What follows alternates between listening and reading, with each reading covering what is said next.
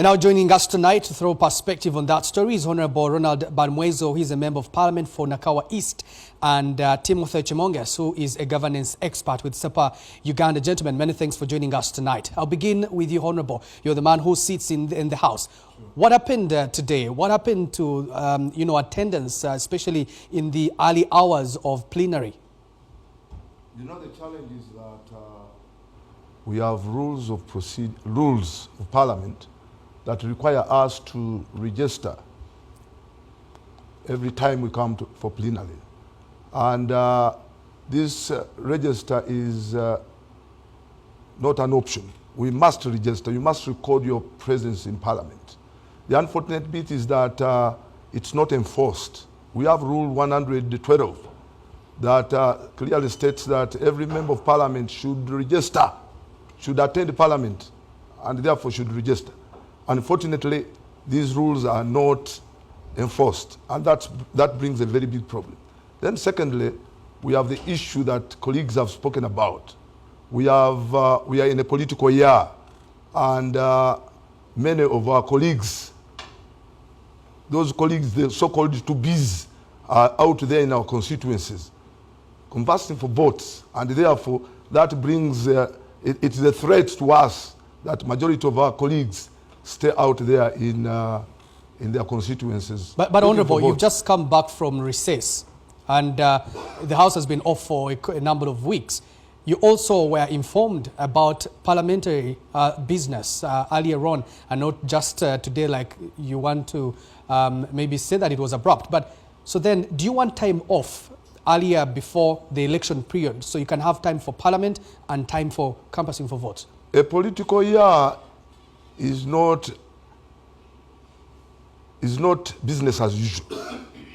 You have colleagues that are out there every day looking for votes, and therefore for you being in Kampala, it brings this kind of shake to you that you have to give time to your constituents, because the opponent is right there, and some of the opponents are being funded by other people, and it's a threat. But also important to note is that at times we have overlapping committees, overlapping businesses in parliament. You will find that even currently people are still in committees. We have quite a number of meetings in parliament. We have caucus committees, we have committee meetings, and we have plenary. So these at times go on at the same time. You have to go to a committee at the same time you have to attend plenary. That you don't usually register in one of them. Right, Timothy, let me come to you. When you have MPs miss parliament the way they did today, we have about 40 people or members of parliament who attended out of 537. What is at risk here when national matters are not given quite the attention that they do deserve? Thank you, Connery. Today, in the order paper, among other things that were supposed to be handled, were matters to do with health, and the committee report was presenting its findings and its recommendation in light of the budget that we are currently processing. A matter that is very important, and in our reports, as you've highlighted, there are quite a number of shortfalls in terms of funding, in terms of allocations.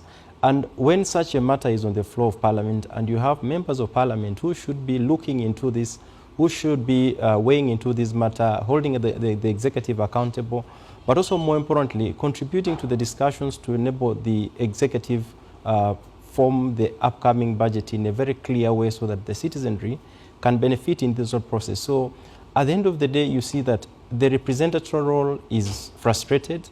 The oversight role again is greatly frustrated, but also more importantly, the continued public trust and how the public continues to view the institution of parliament, but also more importantly, the individual members of parliament is greatly compromised and affects how representation is done, how oversight is exercised, but also more importantly, the question of legislation is practiced in the country. Right. When you look at, for example, the business that was being attended to today, and looking at the number of MPs in attendance, do we need to redefine quorum in parliament? I think that the question of quorum has already been set, and the Constitution is very clear. The question is in ensuring that we continue to enforce what the law has provided. For example, when you look at the rules of procedures of Parliament, on Rule 110, it provides that if a member misses plenary sitting for 15 consecutive sittings, such a member could be recalled. The question of Honourable highlighting that there are overlapping committee meetings and sometimes that with the plenary. For the case of today, the plenary was in the morning. It's true that there could have been committees, but it's important to emphasize that we have close to 557, including the ministers, of the members who should be in the House. And having less than 40 members in the House actually defeats the purpose. Also to emphasize is to say that this matter, the question of absenteeism, is not the first time we are dealing with it or even discussing this matter. It's been continuous, and of course it's true that as we proceed towards the electioneering year, the question of attendance, the business in Parliament, is greatly affected. Right. Honourable Balimwezo, I want to ask my last question. When you look at the business in Parliament, it is business that does affect the lives of the people, like the recommendations in the report today about health. When you look at the sugar bill and the amendments that had to be made, when you look at everything, including what your leader of opposition, Joel Senyin, did raise today about the Supreme Court and the civilians being tried in court. Those are matters of national importance. What are you going to do? Is this a conversation you're going to take on as the House to make sure that as these matters come to the House, you have time to debate them and you have the quorum? But it's also important to note that majority of the work in Parliament is done in committees. So it is in the committees that we cook, then come and serve in plenary. So majority of the recommendations are prepared, perhaps thoroughly, for the debate for debate in plenary. So there isn't quite a lot that is missed. Otherwise, it would be a terrible thing. Honourable, but you have the actual legislation actually done on the floor of Parliament. These recommendations that come from committees, what is done on the floor of Parliament is what goes into the books of law, is what passes as law. So are you saying that not much is missed when you're on the floor of Parliament? No, it is. Definitely. I said little. But critically analyzing what is done in the plenary after cooking in the committees, I think we usually come out with the best, considering that a few people are given opportunity even to speak.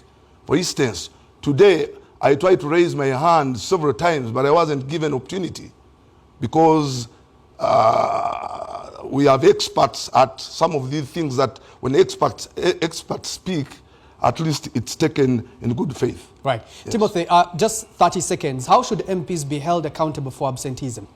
I think that this has to start from the Parliament itself. The question of ensuring that we have clear accountability in members' attendance in Parliament should be very clear and should go out in public so that we know who is attending, who is not attending. Right. Secondly, enforce the rules of procedure and the provisions of the Constitution.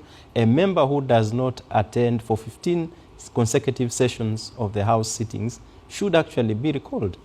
Thank you. Thank you very much, gentlemen. It's also important that we should begin publishing these to name records. and shame Yes, the ones who exactly. That's how people will be able to attend. Thank you. Thank you very much. I should remind you that in 2023, in June, Speaker Anita Mong did actually say that they were going to be publishing names to shame those who do not attend, but that has never been actualized. But thank you so much for giving us perspective, gentlemen.